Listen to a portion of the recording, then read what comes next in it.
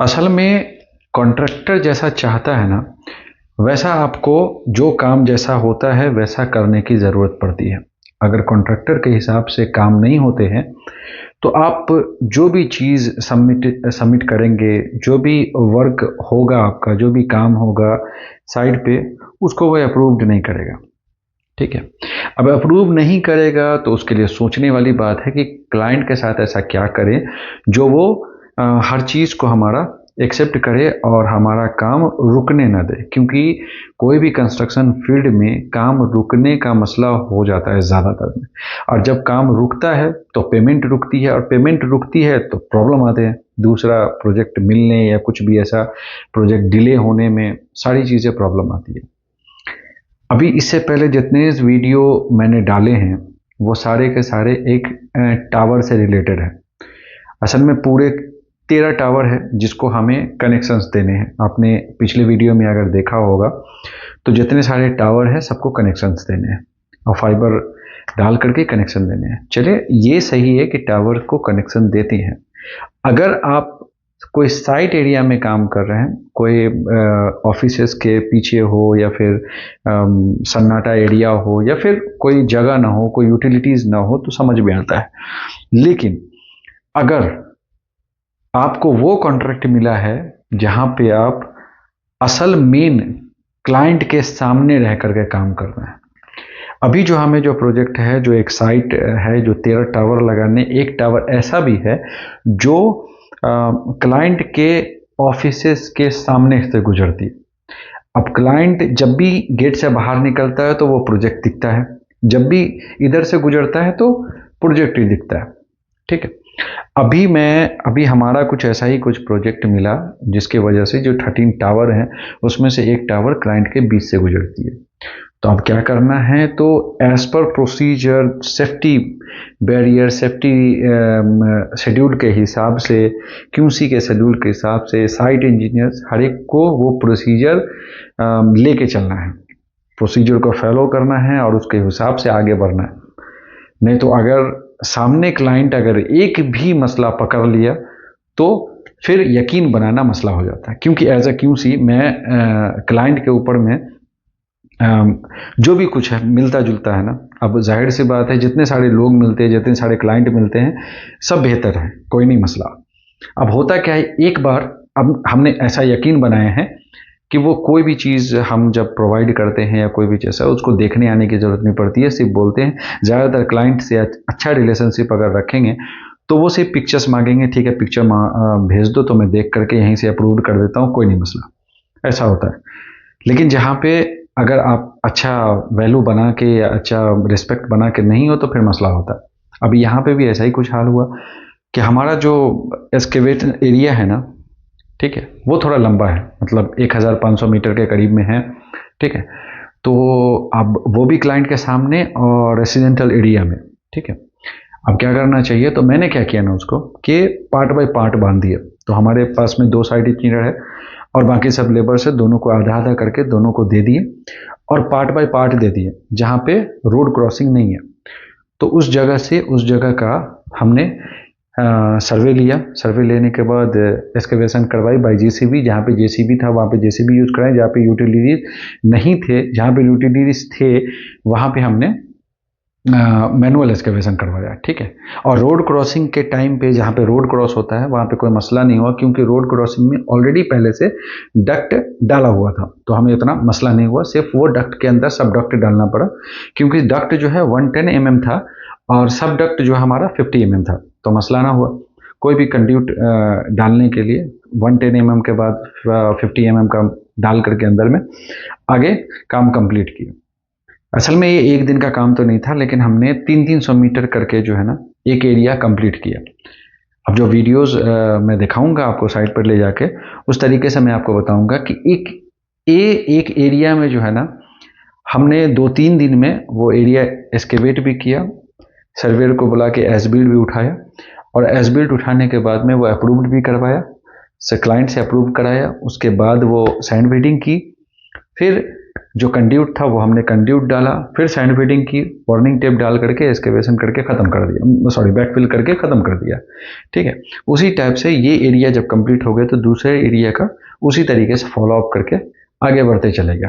ठीक है, तो क्लाइंट जब तक आपसे एग्री नहीं है ना, तब तक आप क्लाइंट के साथ में खड़े नहीं रह सकते। अगर क्लाइंट चाहे तो आपको बहुत सारी चीज़ में फंसा देगा, लेकिन ज़्यादातर में जब एक्सकेवेशन की बात आती है या कुछ भी, क्योंकि यूटिलिटीज़ जो है वो अंडर है, ठीक है, तो वो समझ में नहीं आता है। उसके लिए सर्वे रिपोर्ट अप्रूव्ड होना ज़रूरी है कि कौन सा लाइन कौन से तरीके से जा रहा है, चाहे वो आईसीटी हो, चाहे इलेक्ट्रिकल हो, चाहे वो ड्रेनेज लाइन हो या वाटर लाइन हो या पाइपलाइन, कोई भी। ठीक है, तो मसला यहाँ पे आके आ जाता है कि आपका क्लाइंट अगर एक बार आपके यकीन कर लिया तो फिर आपको मसला नहीं पड़ेगा। ठीक है, इस तरीके से अभी जो भी हमने ये काम किया इसमें कोई भी क्लाइंट आ करके चेक करना नहीं चाहे।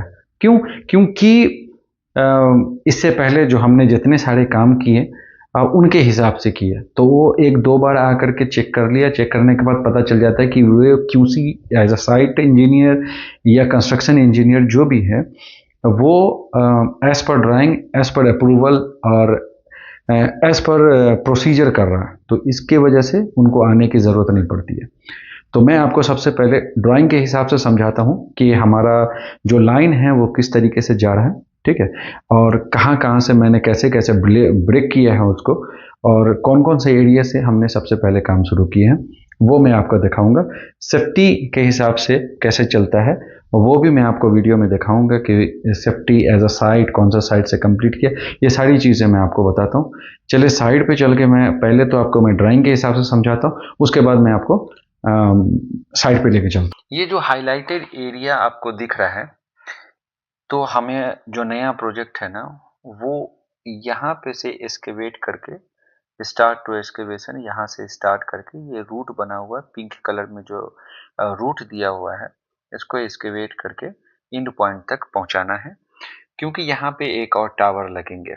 असल में ये पूरा जो कॉन्ट्रैक्ट है वो आगे है, मतलब हाफ हाफ करके हम लोग इसको पूरा कर रहे हैं, क्योंकि ये ऐसा ना हो जाओ कि बाद में मसला है, क्योंकि ये पूरा रिस्ट्रिक्टेड एरिया, ये देख रहे हैं, ये पूरा एरिया जो है ना वो ऑफिसेज है यहाँ पे, और रेड सी यहाँ पे बैठती है। जितने सारे ऑफिसेज हैं, लाइक के प्रोजेक्ट के हैं, जो भी प्रोजेक्ट के हैं ना, वो सारे ऑफिसेज यहाँ पे S12, S15, S21, S20 जितने हैं ना, ये ऑफिसेज हैं, और उसके बीच से ये फाइबर ले जा करके वो टावर के पास कनेक्ट करना है। असल में ये पूरा जो इसके बेस एरिया है ना, ये देख सकते हैं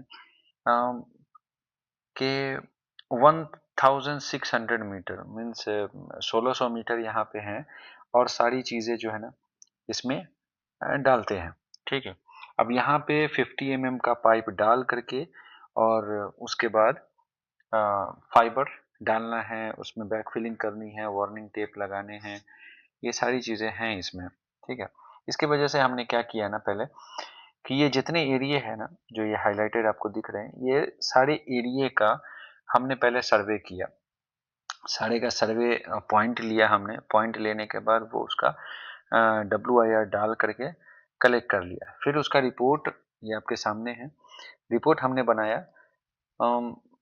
सर्वे इंस्पेक्शन 7B कोऑर्डिनेट्स 10 to 23, मतलब बीच का जो कोऑर्डिनेट्स है ना 10 to 23 नंबर तक का कोऑर्डिनेट्स, क्योंकि ये लंबा प्रोजेक्ट है, लंबा प्रोजेक्ट में असल में लंबा एक्सकेवेट करना है, और पूरे ऑफिसेज एरियाज हैं, इसके वजह से पार्ट बाय पार्ट करके एक ही साथ में एक्सकेवेट करें, कंड्यूट डालें, कंड्यूट डालने के बाद warning tape, back filling, sand pitting जो भी करना है वो करके एक ही दिन में पूरा पैक करके ख़त्म करना। तो इसके वजह से मैंने एरिया वाइज एरिया बांध लिया कि इस एरिया को कंप्लीट करेंगे। तो 1 to 9 पहले मैंने किया, अभी 10 to 23 चेनेज पॉइंट, वो 10 to 15। ठीक है, तो हमारे पास में कोई एज बिल्ड मतलब सॉफ्ट ड्राइंग नहीं थे, इसके वजह से यहाँ पे मैंने खाली छोड़ा इस चीज़ को। ठीक है, कोऑर्डिनेट एज पर ड्राइंग ये खाली छोड़ा, क्योंकि ड्राइंग में कोई कोऑर्डिनेट्स नहीं थे, सिर्फ 2 पॉइंट था कॉर्नर टू कॉर्नर, इसके वजह से मैंने छोड़ा।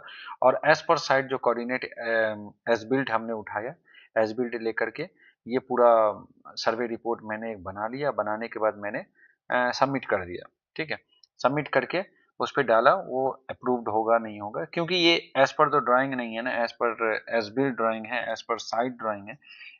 जो रिपोर्ट है एज पर एज बिल्ड है, इसके वजह से ये अप्रूव्ड नहीं होगा। ठीक है, जबकि मैंने ड्राइंग में पूरा सारा चीज शो किया है, कितना कोऑर्डिनेट्स है इसमें, ये सारे मैंने कोऑर्डिनेट्स जो साइट पर लिया था एज बिल्ड के हिसाब से, वो मैं इस पे डाल दिया। ठीक है, ये सारे मैंने इस पे डाल दिया और शो कर दिया क्लाइंट को दिखाने के लिए कि ये हमारा एज बिल्ड कोऑर्डिनेट है।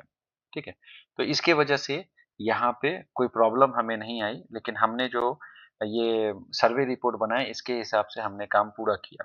ठीक है, और इसी हिसाब से जो आगे का जो काम होगा ना, वो भी इसी हिसाब से होगा, और पार्ट बाय पार्ट में बांध करके बना करके जो कोऑर्डिनेट्स आएंगे 10 to 9, 9 to 15, 15 to, इस तरीके से क्या होगा कि एक साइट का पूरा जो है ना हमें सर्वे रिपोर्ट मिल जाएगा। अब इस सर्वे रिपोर्ट का आप नंबर कि इस नंबर का क्या किए हैं कि 7B कर दिए हैं, सर्वे रिपोर्ट नंबर 7B किए हैं। 7B इसलिए किए हैं क्योंकि ये इस साइट का मेरा दूसरा सर्वे रिपोर्ट है, जो ऑलरेडी 7A नाम से मैंने 1.129 मैंने कर दिया था। इसके वजह से मैंने इसको क्या किया, 10 to 23 कर दिया कि बाद में ढूंढने में मुझे मुश्किल ना हो। ठीक है, तो इसी तरीके से आप कर भी सकते हैं कि कोई भी बड़ा एरिया को आप एक्सकेवेट करना हो तो आप पार्ट बाय पार्ट कर सकते हैं। ठीक है, तो ये सारी चीजें हैं। आप चले मैं आपको साइट पे दिखाता हूँ कि कौन सा एरिया का कैसे काम चल रहा है और कैसा काम हो चुका है।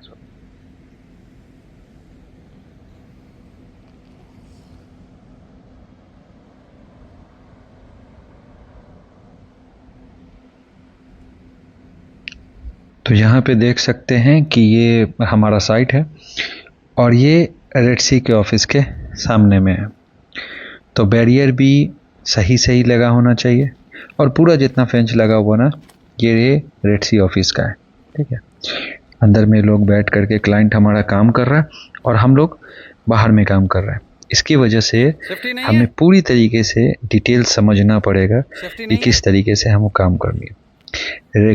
रेड फ्लैग हाथ में, ग्रीन फ्लैग हाथ में, एक बंदा कंटिन्यू वहाँ पे रहना चाहिए। ठीक है, और सेफ्टी जो भी है वो भी कंटिन्यू यहीं पे होनी चाहिए। तो और जितना ये टीम लीडर है, साइट इंजीनियर है या कोई भी है, ठीक है, जितने सारे मेंबर्स हैं वो यहीं पे होना चाहिए। कंस्ट्रक्शन फील्ड के हो या कोई भी हो, वो सारे यहीं पे होने चाहिए।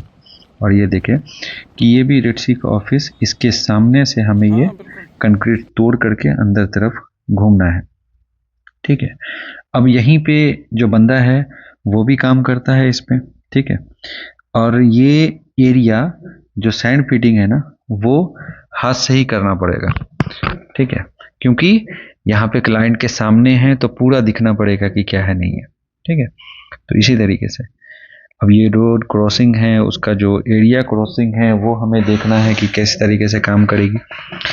अभी यहाँ पे काम करने से बहुत सारा, क्योंकि बाकी सब जगह जो काम करते हैं ना, तो वो जल्दी जल्दी आगे बढ़ा ले सकते हैं, बिना सेफ्टी के, बिना मसले के हल हो जाता है। लेकिन यहाँ पे कंटिन्यू सेफ्टी सामने होना चाहिए। ये देखें, सेफ्टी एक इस कोने पे है, एक आगे के कोना पे है, वो बहुत मसला हो जाता है। ठीक है, ये भी सेफ्टी यहीं पे। अब रोड क्रॉसिंग एरिया देखेंगे तो रोड क्रॉसिंग एरिया भी यहीं पे है। ठीक है, रोड क्रॉसिंग एरिया ये लास्ट में इस तरीके से इस तरफ दोनों तरफ एरिया में हुआ पड़ा है। ठीक है, लेकिन यहाँ पे ऑलरेडी बीच में डक्ट दिया हुआ है, तो हमें रोड क्रॉसिंग करने की ज़रूरत नहीं पड़ती है। ठीक है, एक उस तरफ रोड के उस तरफ है, एक रोड के इस तरफ है। ये देखिए, ये भी इस तरफ भी जो है ना वो रेड सी का ऑफिस है, ये सूडा आइलैंड प्रोग्रेस। ठीक है, प्रोग्राम, तो ये भी रेड सी का ऑफिस है, उधर भी रेड सी का ऑफिस है, लेकिन वो लाहेक प्रोजेक्ट के लिए था, और यहाँ पे भी वही है। तो ये पूरा एरिया, दूसरे साइड का जो एरिया मैंने ये वाला दिखा रहा हूँ ना, ये एरिया जो मेरा फर्स्ट था, जो सर्वे पॉइंट 129, जो मैंने 2-3 दिन में मैंने ये कंप्लीट कर दिया। ठीक है, ऐसा ही ठीक है। तो इसके वजह से ये एरिया को कंप्लीट करना ज़्यादा आसान था, क्योंकि पार्ट बाय पार्ट मैंने किया था, तो इसकी वजह से इस तरीके से करना लाजिम बन गया। तो आप समझ सकते हैं कि रेड सी को सेफ्टी के मामले में कितनी सारी चीज़ें समझनी पड़ती है कि रेड सी को क्या चाहिए क्या नहीं चाहिए इसको। ठीक है, तो उस तरीके से आप काम करेंगे तो ज़्यादा बेटर है। ये प्रोसीजर है, एज़ पर रेड सी अप्रूवल के हिसाब से जो है आपको इस तरीके से काम करना पड़ता है। ठीक है, ये नॉर्मल है, सैंड फीडिंग वगैरह चलती रहती है ये सारी चीज़ें। बस मसला ये है कि रेड सी जो है वो आपसे आपके काम से सही होना चाहिए, नहीं तो फिर बाद में दूसरा प्रोजेक्ट मिलना मुश्किल हो जाता है।